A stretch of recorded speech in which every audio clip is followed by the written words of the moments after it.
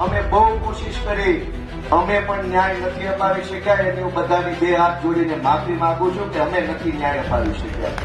અમરેલીની દીકરીને જે પટ્ટા માર્યા, હું એમ માનું છું આ સંબોધન આખા ગુજરાતને મારું. હજુ આપણો આત્મા નહીં જાગે તો કેદી જાગશે? આપણો આત્મા જાગી જવો જોઈએ કે આ શું તમાશો આવે છે, આ કેવી રીતે આવે?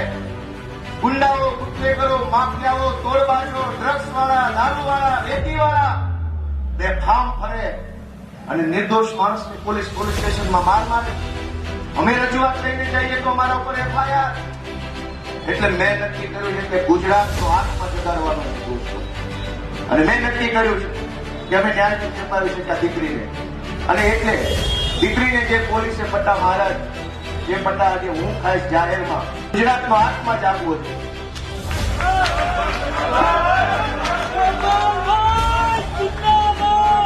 જોઈએ આત્માની અંદર લાગવું છે. દીકરીને પોલીસ કેવી રીતે પટ્ટા મારી શકે દોસ્તો?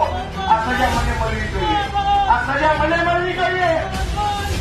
જેને દીકરીઓ, ગુજરાત આખાની દીકરીઓ પર અત્યાચાર કરે, સજા મને મળવી જોઈએ. દોસ્તો અમે ન્યાય નથી અપાવી શક્યા, મને અફસોસ થાય છે. દોસ્તો, હું ગુજરાતનો આત્મા જગાડવા માંગુ છું. કોઈ અમને જિંદગીભર મત ન આપતા, અમને હરાવી દઈશું, પણ દીકરીઓને ન્યાય અપાવવા માટે